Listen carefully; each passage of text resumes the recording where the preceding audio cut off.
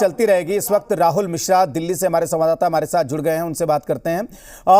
राहुल, क्या अपडेट है इस वक्त की? एनडीए की मीटिंग खत्म हो गई है, क्या कोई जानकारी निकलकर सामने आई? क्या हुआ होगा आज की मीटिंग में? देखिए राजेश जी, ये बैठक अब खत्म हो चुकी है। एनडीए की बैठक खत्म हो चुकी है। यहाँ पर चंद्रबाबू नायडू और नीतीश कुमार भी निकल चुके हैं इस बैठक से।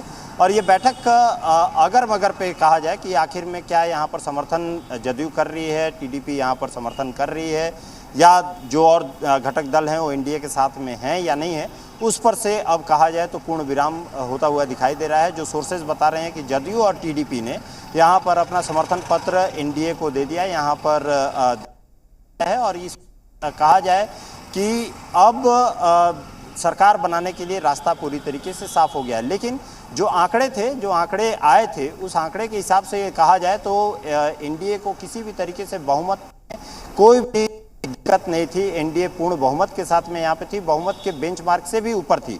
लेकिन यहाँ पर संभावनाएं, क्योंकि राजनीति में बहुत ज़्यादा होती है, इस बात के ऊपर अटकलें हो रही थी कि क्या जदयू साथ में एनडीए के रहेगी या नहीं रहेगी, टीडीपी यहाँ पे साथ में रहेगी, और दो दल यदि साथ में नहीं रहते हैं तो और इंडिया अलायंस के साथ में चले जाते हैं तो बड़े घटक दल के तौर पे यहाँ पे इंडिया अलायंस हो जाता था। और इसलिए यहाँ पर फिर बीजेपी को मानिए यदि राष्ट्रपति बुलाती है, क्योंकि सिंगल लार्जेस्ट पार्टी के तौर पे बीजेपी थी, सरकार बनाने के लिए बुलाती है, तो फिर उसके बाद आंकड़ों के लिए उसे जोड़ तोड़ यहाँ पर करना होगा, निर्दलियों के साथ में लेकर के आना पड़ेगा। ये सारी चीज़ें आज उसके ऊपर पूरी तरीके से पूर्ण विराम लग गया है। यहाँ पर टीडीपी और जदयू ने अपना समर्थन पत्र दे दिया है। 12 जदयू के हैं, 16 यहाँ पे टीडीपी के हैं, 28 का आंकड़ा है जो कि जो यहाँ पर एनडीए में ये दोनों दलों का काफ़ी ज़्यादा महत्वपूर्ण था।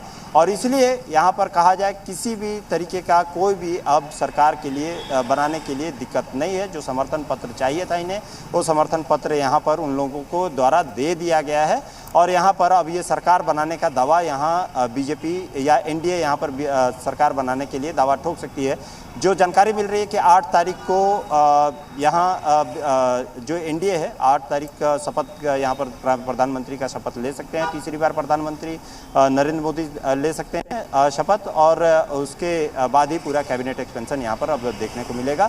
तो यहाँ पर अगर मगर की जो सवाल था उस अगर मगर से अब हट चुके हैं। पॉसिबिलिटीज़ जो थी उन सभी से पॉसिबिलिटीज से हटा करके अब अभी तक का जो आंकड़ा दिख रहा है उससे बीजेपी यहाँ पर सरकार बनाने जा रही है।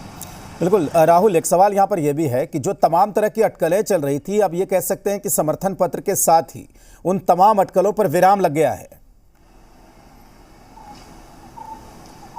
सही कह रहे हैं आप राजेश जी कि आप यहाँ पर पूरी तरीके से जो अटकलें थी, जो संभावनाएं थी, जो राजनीति में संभावनाओं की तलाश की जाती है कि हो सकता है कि ये इनके साथ में है कि नहीं है, जब समर्थन जो सोर्सेज बता रहे हैं कि समर्थन पत्र इनके द्वारा दे दिया गया है, तो किसी भी तरीके की इफ़ एंड बट यहाँ पर अब नहीं दिखाई दे रहा है। अब पूरी तरीके से यहाँ पर एनडीए इंटैक्ट है। यहाँ पर बेंचमार्क जो मेजॉरिटी का बेंचमार्क है उसमें किसी भी तरीके की कोई भी दिक्कत नहीं है।